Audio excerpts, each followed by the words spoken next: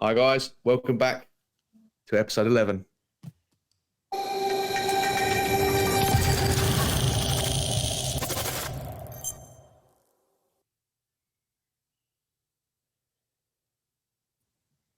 Seamless. Do you like that? Yeah. I can't decide whether sunglasses on or off. I think you should keep them on for a bit. Yeah, I'm going to keep on for a bit. Yeah.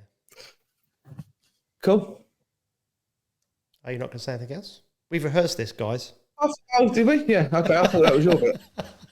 We also, professional as ever, we also have a guest with us today.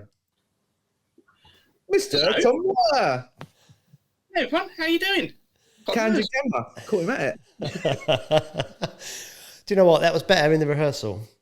Yeah, good. Yeah. It was seamless. There you go. That's technology. It's awesome. Isn't it crazy? We're all in 3 different vicinities talking as if we were sitting in the same room. Can I just say something, though? Tom Moyer did want to be naked. Yeah. I want to be as naked as I can. There was mentions of his pants. Mention the pants, naked, bald areas. Just as a forewarning, I am at my shop and I are digging up the pavement upstairs, so there's a very good chance we'll hear a jackhammer pretty soon. And the internet's been pants. We've already lost connection twice, so anything could happen. So all 100 of you that watch this, enjoy. Right. We've only got Tom for a short period of time because he's busy melting plastic and doing all sorts of strange things. So we thought we'd get him on real quick because, Mr. Moyer, you have come up with a fantastic idea. And it's better for you to explain it than me and Charlie try and explain it and get it wrong. It is confusing. It took me a long time to get it, and it was so it's an affiliate. So Amazon do this thing called an affiliate link, and a lot of the content creators and YouTubers, everyone else has this affiliate link where their viewers can then use their link, and it helps to pay for the show. It helps to pay for the channel, the creator, and all the work and effort that go into it. I was just thinking, FFS Lures is built on word of mouth, and it's only fair that that word of mouth is then paid for. So I would rather give people a little bit of money, so 10% commission, if they refer someone and they make an order. They should get that money. They should get that money because they referred it. That's all it is. It's simple. And I think Andy is going to be doing the full setup of the affiliate link. So hopefully people like it. If not, don't use it. Yeah, so I joined up a few weeks ago, didn't I? So I haven't had a chance to use it yet, but Charlie's been out to use it. We're going to show everybody how it works. We're going to show you how easy it actually is. Charlie's going to get 5% off his order, and I'll get 10% off my next order, which is perfect. And Tom, I think it's a brilliant idea. And I get a sale and a customer. Everyone wins. Everyone wins in this scenario. That's why I did it. That's a good idea. It's a good idea. Tom, do you need to go? I'm only at B for bubblegum. And I've got 26 colours and only 24 letters in the alphabet, so I'm not sure where I've gone wrong.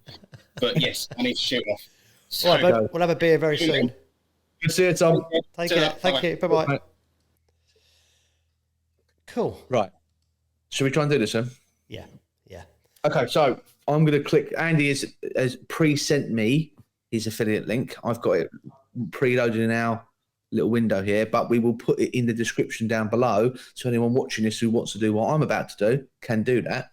There is also the option of using a code. So the code is ANDYLUREPOD. Yeah, it's all capitals, ANDYLUREPOD. I'll put a link on a ticker tape thing down here.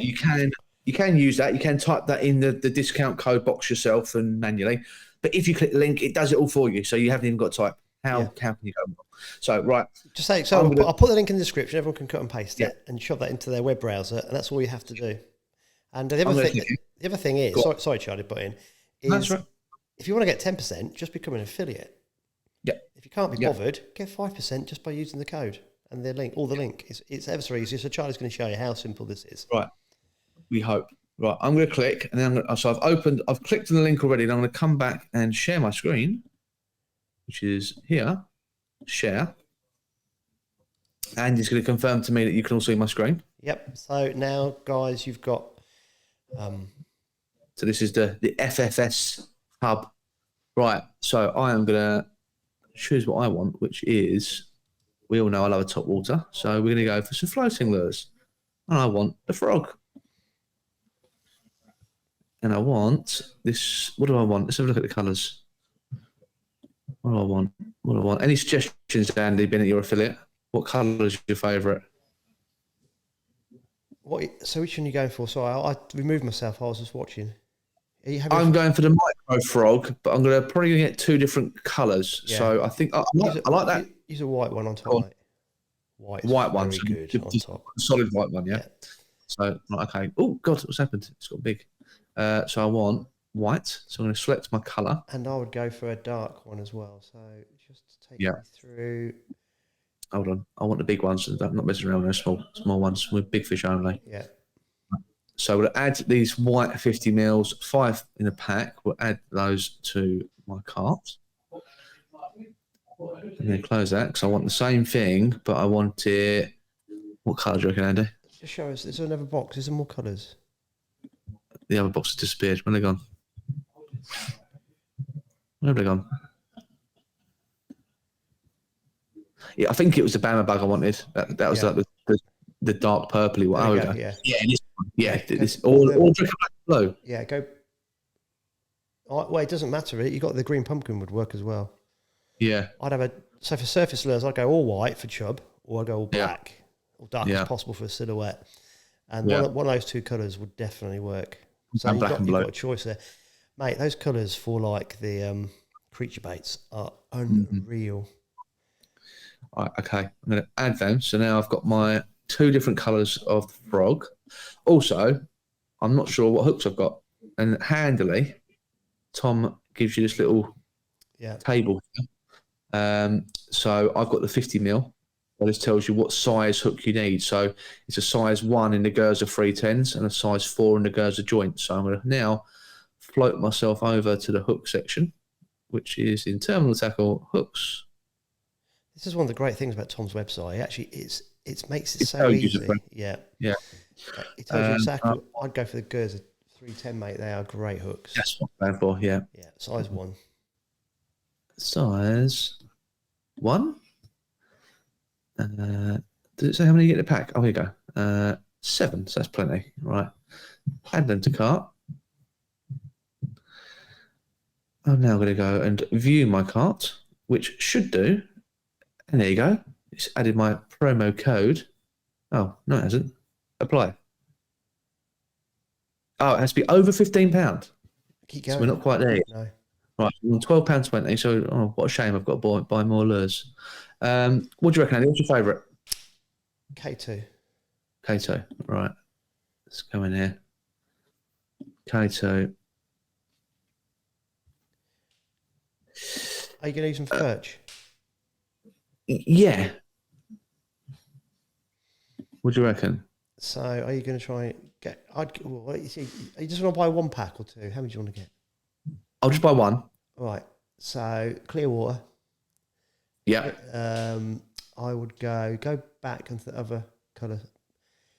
I would go knife edge, mate. Knife edge, I like that. Knife edge is it's perfect. I like it. Go for biggin. Yeah. Right, let's get a pack of 5. Just check the hook sizes again. Same size. Yeah, I was going to say one should sort of fit it. So you don't need to buy more hooks. That's the other thing that you could do, guys. If you're using this site, if you're being a bit tight, and check the size lures. You can get a variation of lures with the same size hook, so you know it's going to work. Don't try and add a different size hook. If Tom's recommended a certain size, stick to it because that's the one you want. It can be confusing as well because all these different brands, even though they're the same size, are different size hooks. So like a size 1 in the Gerzers will be different to a size 1 in a whatever else, a VMC or whatever. So it's very handy to have someone who's actually had them in their hands and offered them up and tells you exactly what fits. And also the Gerzer are a slightly thinner wire than a lot of these other brands, which means because Tom's lures float. And if you put these thicker hooks on them, they don't do what they should do because obviously you've negated the buoyancy properties of it. Boof. And there's your discount. So I get my 5% discount. So from my £16.70 order, I've got an 85p discount. So now we're going to click through to check out.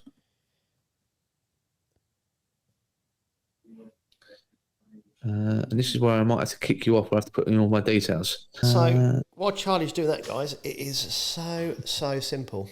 And I think it's a brilliant idea. Now, obviously, when Charlie processes that order, he's got 5% off. I get 10% on my next order of FFS Lures off. But like I said at the beginning, if you want to actually become an affiliate and get 10% off all your orders, just sign up. It's ever so simple. You do it online.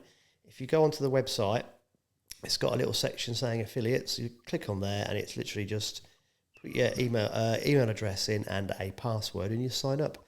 And then you can refer other people. And as Tom mentioned at the beginning, I think this is a really cool idea because it's something completely different to what everyone else is doing in the UK. And it'd be poignant to what we're talking about in a minute. Yeah, I do think that it's going to tag into our theme of the day. The other thing we're going to talk about in this podcast is actually who lure fishes in the UK and what are the numbers and what are the percentage of the breakdowns. I don't want to give too much away about involving Charlie in the conversation, but rather than actually looking at a technique or a type of lure or colour of lure this week, we thought we'd actually talk about the bigger picture and how many people are actually lure fishing in the country and where we think it's going. And we haven't actually rehearsed this beforehand because we wanted to bounce ideas and stats we have off each other and actually have a natural conversation about it. So bear with, once Charlie's put this order in, we'll crack on with that section of the podcast as well. Okay, so we are back. I have done all my personal details so I don't get scanned again. And as you can see, thank you, Charlie Capolo. You will receive a confirmation email soon. And that's my order. So I've got 2 colours of the Micro Frog 2.0. I've got a packet of Gerzers 310s, the K2 as per Andy's recommendation. And if you see down here is the important bit. This is how much it cost me. So I saved a little bit of money. Andy gained a little bit more money. And I think this is great to build a community around a brand like FFS because that's, like Tom said earlier, FFS is all about that. It's all about the community. And, you know, if anyone's a part of the Facebook group, it's very evident in there that everyone cares a lot about the brand. So this is a very nice thing for Tom to do and just gives a little bit back to all the people that have supported him. I think it's a brilliant idea. Yeah. Okay, I'm going to stop sharing my screen now and I'm going to pop back onto the camera because I think we're done there. And I'm back. Cool. I'm using them, and when we get them, we'll go out. Maybe we'll go out together and do a little bit of fishing, so we can catch something on them. Yeah, it's. I think we need some rain. We had a bit over here recently. I don't know if you've had any up your way, but we had an absolute torrential downpour over the weekend, and then yesterday we had 45 minutes of the most epic. It felt like a tropical storm that passed through, and then yeah, we need a bit of rain, but no, when we get the lures, we'll do. I tell you what we'll do, because I'm waffling. One of the comments was actually see if we can get some electronics on the podcast, but we need to do it kind of live with the camera on the boat. Yeah. So if we do the same with the lures, we'll try and take a camera out and just chuck it in the middle of the podcast. That'd be quite cool. Yeah, podcast on location. That's what we could do the whole thing, couldn't we? So that would work. It's just the audio would be a bit pants, but it is what it is. So we can always just say do what we normally do and just cut in sections of us on the boat and sort of show people what bits and pieces, whatever else we're doing. Yeah, we'll do that. Yeah, cool.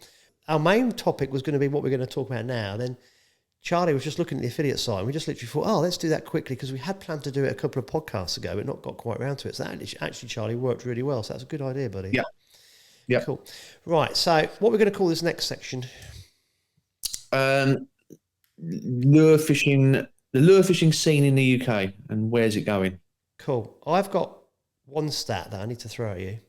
Yeah. And I know this is a very up-to-date stat that of all the lure anglers in the UK, over 76% are not anglers born in the UK.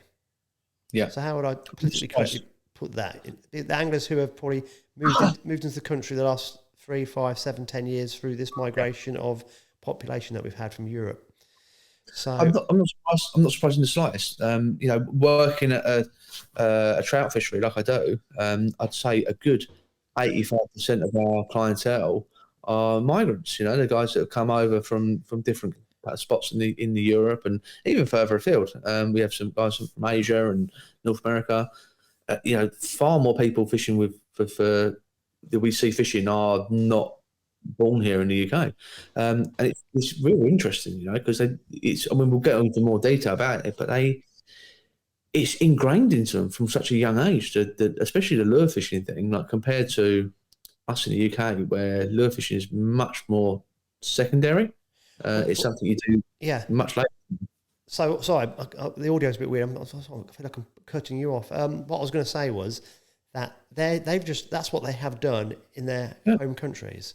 And that's what they've been taught by their parents. That's what their parents have been taught by their grandparents and so forth. So lure fishing's very popular, obviously, on the continent. Yeah. Whereas in the UK, it's still very much a very small time sport and leisure activity. So of all the lure anglers in the country, 24% of the total number of lure anglers are anglers from a bait fishing background is probably the way to put it. Would you agree? Yeah, I'd say if you say if 76% are not born in the UK, of the others are 24%, most of them, a vast majority of them, I would say, have not just started fishing as lure anglers. There will be a handful, but there won't be many. You graduate through to it. You know how many kids out there is the first fish they catch is on a lure. Whereas if you go to most other countries in the world, even that's the way people fish. You go to America, it's very unusual for people to fish with bait unless they're fishing for catfish and things. It's actually it's frowned upon, really, isn't it, as a very lazy and unskilled way of fishing with bait. Yeah. So last week I published episode 10 came out, and an hour later I published on YouTube. Sorry, episode 10 came out on YouTube, and an hour later was the Ladies National filmed at Rookery Waters. Yeah. And that video is just under 9,000 views, and me and thee on about 150 views.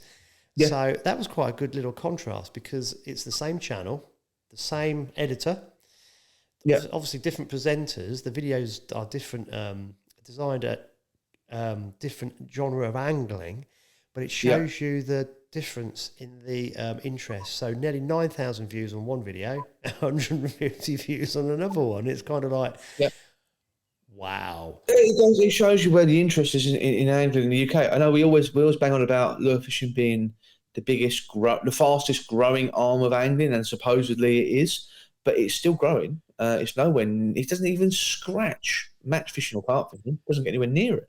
No, it doesn't, does it? Not even close. No. It's not even in the same conversation. As most people know, my recent history in fishing is I've been involved with carp fishing and things like that, and some of the brands and some of the biggest brands. And it's totally, when you compare that to some of the things going on with the lure fishing brands in the UK, it's not even in the same conversation. They're nowhere near. Not saying it will never get there, but at the moment it's just not the same. So just another couple of things. So lure fishing is the fastest growing area of angling in the UK, but it's only about 3 or 4% of the market share. Yeah. So this is quite interesting as well. So who's the growth with? What type of angler? See, this is the thing. I think new lure anglers come from a couple of different ways, and then how you classify them as a lure angler rather than just an angler is very difficult, because you could go onto most rivers, canals, lakes at some point in the winter, December and January, and you will bump into someone who's lure fishing. They're probably drop shotting because that's what they've heard is the best thing to do. That same person spends 9 months of the year carp fishing. Yeah. And when the carp fishing gets really tough in the winter and they don't want to just sit around behind motionless rods, they pick up their drop shot rod and they go drop shooting. Is that person a lure angler? They are for 3 months of the year, but would you class them as a lure angler? Probably not. They're a carp angler who dabbles. But how do we as a community take that, someone who's dipping their toe a little bit, and go, there's so much more to this. If you dive in, do you know what I mean? But forget the dip in the toe, go in head first, because there's so much you're missing by just doing it for those those horrible cold months of the year where carp fishing is crap. Like now, it's July. I'm having the best lure fishing I have all year with the top water fishing I've been doing. It's the most exciting. It's the most fun.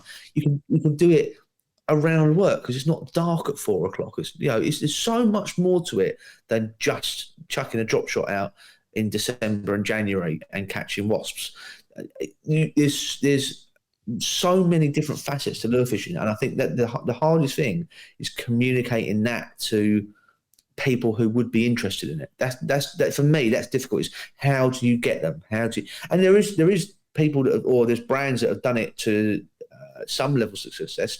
You've got to pat brands like Fox on the back and go, you had something really successful in carp fishing, and you're pulling those guys because of the name your brand has and the recognisability they have of your brand.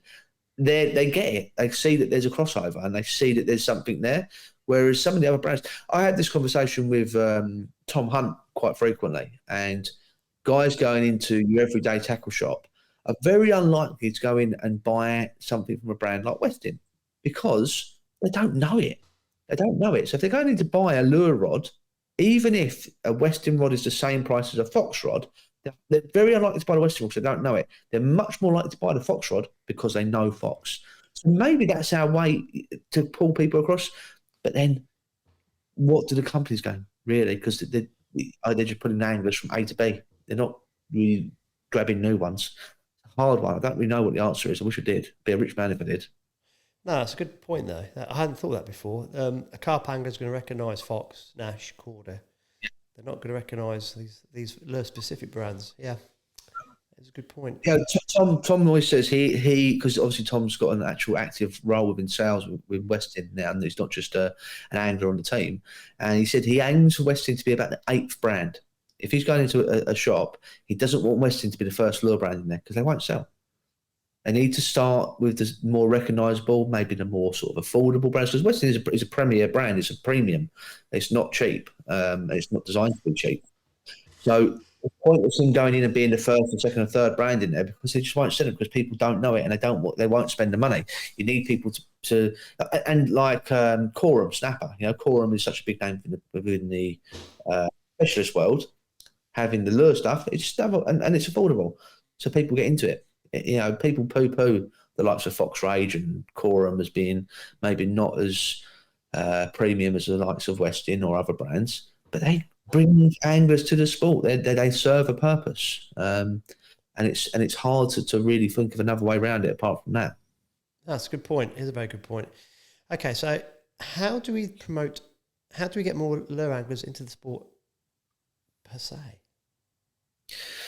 So I think there's two ways. This is just purely my point of view. It's what I see every day. Working at Hanningfield, I see it every day.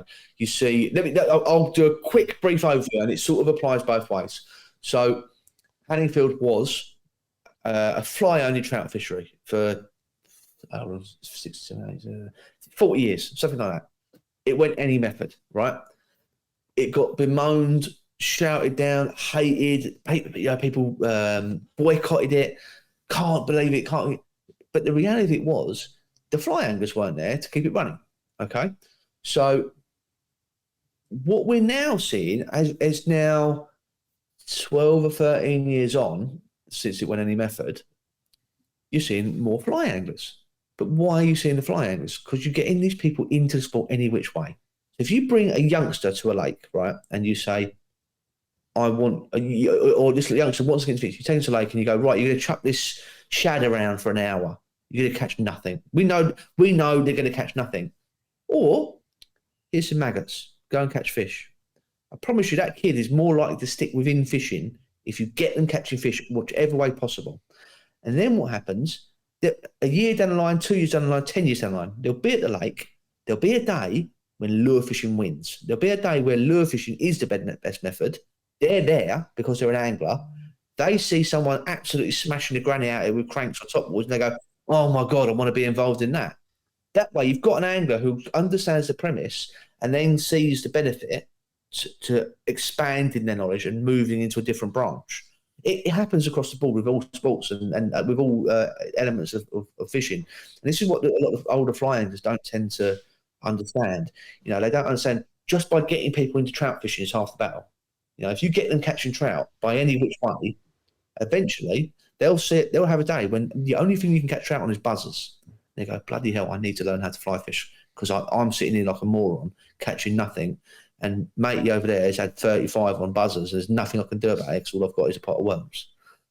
So that's the conclusion I got to is I think the best way to get lure anglers is to get anglers, get people fishing, get them catching fish. However, and they'll naturally find their way into the sport. Yeah, but part of that is lure fishing has to be active on these waters. So we, as lure anglers, our job has to be, apart from just being inclusive and trying to get people into fishing, we need to campaign for lure fishing to be on more waters. Yeah. There's still here's an example. I was in my local tackle shop today, which is Outlaw Pro, and I was chatting to a guy behind the desk, and there's a local water to me which used to be a brilliant pike water. Well, it's still a good pike water, brilliant pike water. It's a small park lake. You could pretty much guarantee if you turned up in the winter and you had a bucket of live baits or some deads, you'd catch some fish. I caught a couple of 20s from there a few winters back. It was brilliant. But they don't allow lure fishing. Now, the reason they don't allow lure fishing is their thought process behind it is antiquated. So they think lure fishing is fucking 6-inch plugs with 12 sets of trebles. They're all about this big, and they're going to foul hook every carp in there that costs £1 million, and it's going to wreck the fishing for them. And you're going to get in the way of carp anglers. Now, what they need in that case is educating. You need someone who does know that there's more to lure fishing than that, to approach these people and go, look, I understand what you're saying, but do you mind if I showed you this and showed you actually what lure fishing is? And you could do it with these little single hooks, and we can make a barbless if you want, because that doesn't really matter. You can do barbless single hooks, and I promise you, you're not going to foul hook your carp. You're going to have people that aren't going to be camping out in a swim for 3 or 4 days at a time, taking up space that you could have rotating anglers, all these new anglers moving through your lake. And in the winter, when there's no one here, and you've got a couple of carp anglers a week, you've got these guys who are keeping an eye on the water for you because they're active and they're moving around the lake and they're seeing things happening. So what you're trying to do is you're trying to explain to these people and these lake owners and these leaseholders of waters what the benefit to lure fishing is. And it's not just, we want to go in and we want to catch loads of fish. And no, it's not that. You want to explain to them that we're beneficial to them. So that's where we as lure anglers have a responsibility. That's a very good point. I totally agree with you. And also what I was thinking as well is, if you think of America, forget how vast it is and how much space they have and the size of the lakes and the boat ramps, blah, blah, blah. But I think the most important thing is a lot of the species in America are aggressive and predatory. Therefore, they're easily caught on an artificial. Whereas in this country, most of the coarse fish are non-predatory. Therefore, the better way of catching them is with a bait approach. Yes, but that does not explain why lure fishing is so much more popular in Eastern Europe, because they've got the same species.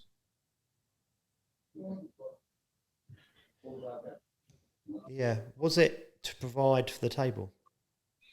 Possibly. Yeah. It's quicker and easier. You haven't got to set a stall out to catch them, maybe. Yeah, possibly.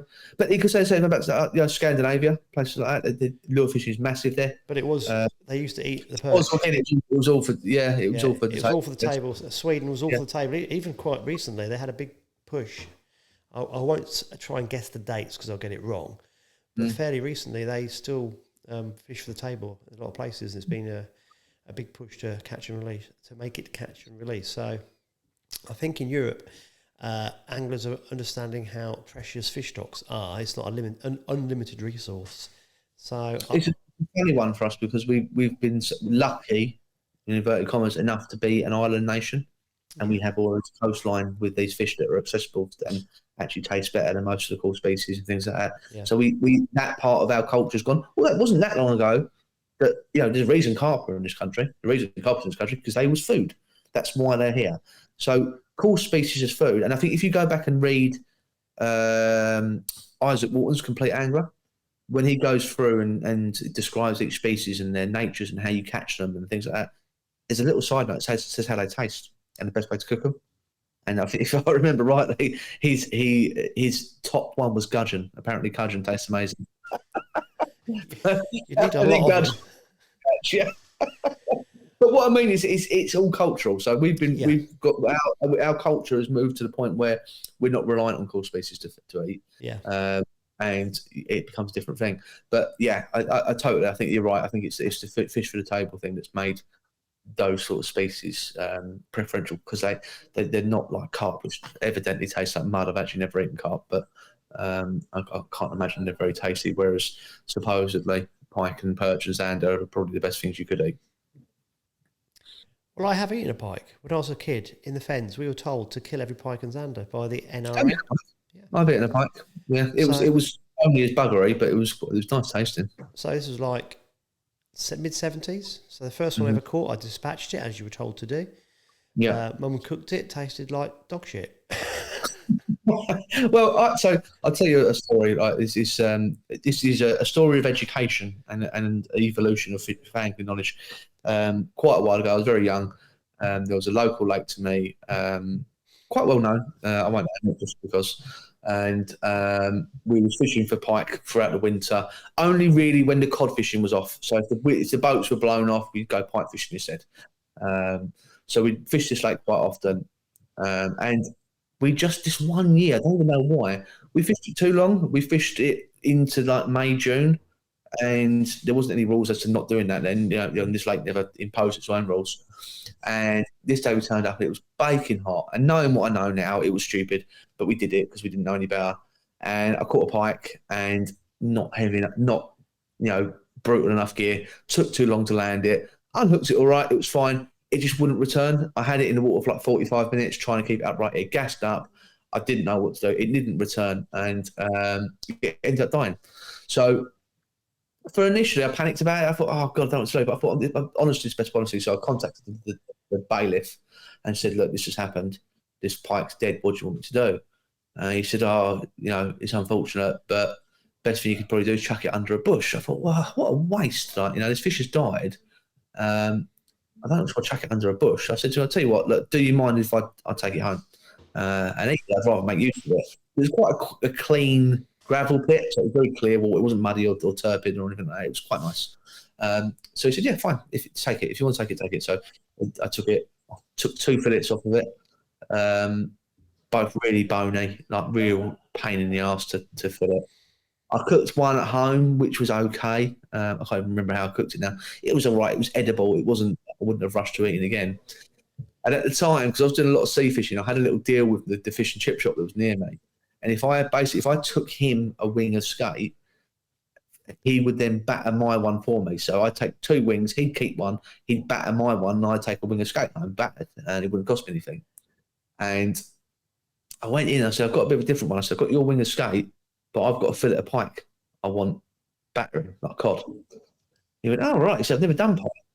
So I said, okay, all right. So I'll tell you what, Andy, pike battered knocks cod into a cocked hat. It is 10 times better than cod. I thought you were going to say you're taking a Mars bar in with you. No, I have had one of them as well. Right? But no, so that was it. That was my story of eating a pike. I cooked it at home. I'm obviously a crap chef. It tasted crap. Well, it tasted okay. Got a chippy to batter it, and it tasted amazing. I think fish batter does taste nice, doesn't it? Yeah. So to get back to where we were, it's just it's a bit of a it's not concerning, but I think people need to know a lot of the background data to kind of understand where lure fishing is, where it's coming from, and how we can get it to higher levels. And I think you're right. I think it's a case of just getting more. It's the same old story, mate. It's getting youngsters into the sport, isn't it? And the sport of angling. I remember I took Leighton, who was 8, and I took him lure fishing with a drop shore rod. He wasn't skilled enough to use it. Obviously not going to be. Novice angler. I sat him out here on the decking with a pole and maggots. He had a field day.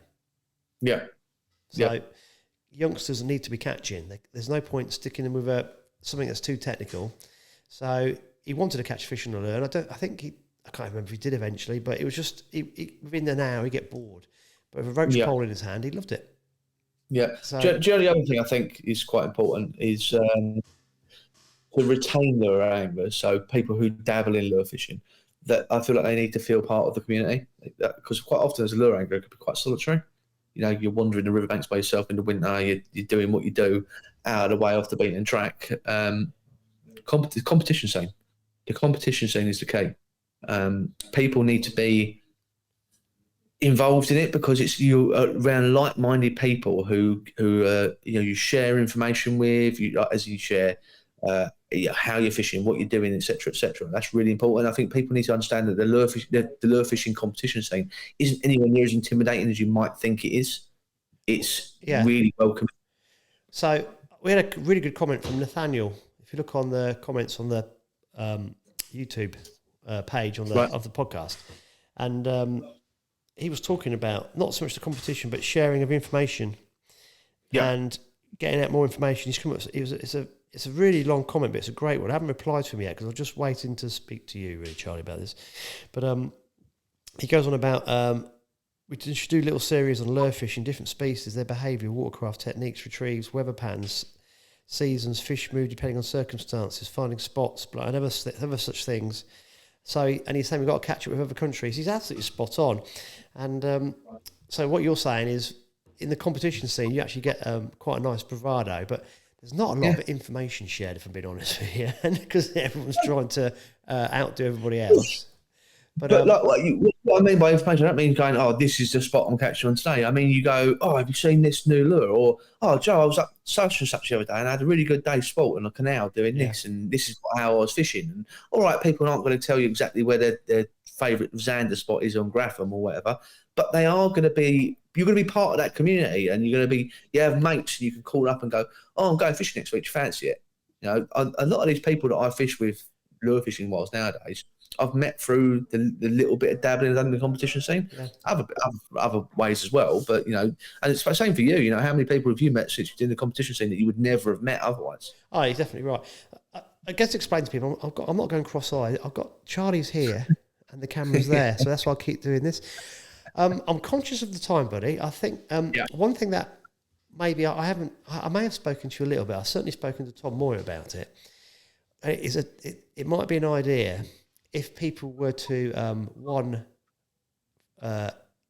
in to the live, it's a live, and two, if we had a good enough internet reception, I wonder if we started doing some podcasts live and talking to people as they're commenting, and we're on the bank. Yeah, that'd be cool. Know. That's one way. It's a bit difficult, as in mainly the internet connection. Really is the one thing that's difficult. But apart from that, it's very doable. We can definitely work something out, I'm sure. But you're right. The community is very important, and particularly, I don't forget fishing for a second. Since COVID, I just think a lot of people are struggling. It's become very, very insular, hasn't it? Yeah, I agree. Yeah. It's. I think people are struggling to reconnect with friends again and getting back out there. And people are working from home a lot now, not in the offices, so they're not getting it. So many factors that play here, like in how people interact with people, and even silly things like the advent of like online shopping being so huge, which is great, and we proved it today how nice it is to be able to click online and buy something. But you don't do that thing. I went to the local tackle shop today and I spent 40 minutes in there talking about fishing. Okay, I met in the pub last night a guy who lives in China. He's got a Chinese partner with him, named Sally, and she was exasperated about how ineffective the UK is. So he was laughing, going, because she's at home on her phone and she orders 6 cold beers and they turn up at the door. And I was saying to her, but we like to actually go out. And she goes, this shopping's crazy. She said, I said, but when we go out, we'd actually like to bump into people, and that's how we socialise. So part of our culture is actually going to pubs, is talking to people on the school run, at the Tesco's or whatever, isn't it? In other countries, they don't do this. They socialise in different ways. They have their group and they meet up, but they do it through an organised thing. And I think we're going that way. I think you're probably right. I think with things closing down and the way society's going, I think we're struggling as a country to catch up with this way of doing it, because we like to bump into people and go, I haven't seen you for ages. And that's just the way we do it. So I think it's now coming into angling.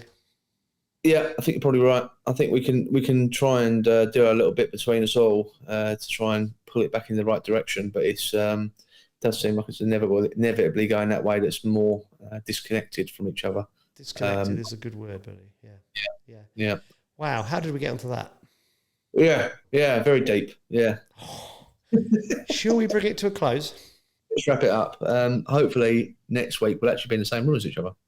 Yeah, if you can be asked to drive over here. I've spent thousands on a podcast studio. Yeah, I've left him sitting there on his own. Thousands is a bit of and I'm disconnected. Yeah, disconnected. This is it. This is us now. Yeah. But again, how nice was it to grab Tom? That was such a last minute thing to go, Tom, quick jump on. Explain to us what the bloody hell we're doing. Yeah, let's be honest. We were just, let's not get this wrong. And I thought, let me just phone him. And then I had him on the phone. And because of the way I'm talking to the mic, Charlie couldn't hear Charlie. So we just had him to the stream and went, why don't you just come on it with us? So yeah, you're right. Yeah. It was cool. Right, let's end this, buddy. And then hopefully, if you watch the beginning of this, the link at the affiliate link will be in the description. Yeah. So you can click through and go and get your cool little bits from Tom and FFS. I think that pretty much wraps out, mate, doesn't it? Yeah, I put the affiliate link in. I'll put my link that you can use just to click if you're being lazy. And I'll put on even if you've been even lazier, just go onto the website and the group code, the Groupon code. Groupon code? I don't think Tom's quite Groupon there yet. The code is ANDYLUREPOD, I think, wasn't it? I'll put that in the description as well. Yeah. So whatever you do, you can save at least 5%. If you get really into it, you can save 10%. So the offer's there. Right. Perfect. See you guys next week. See you next week.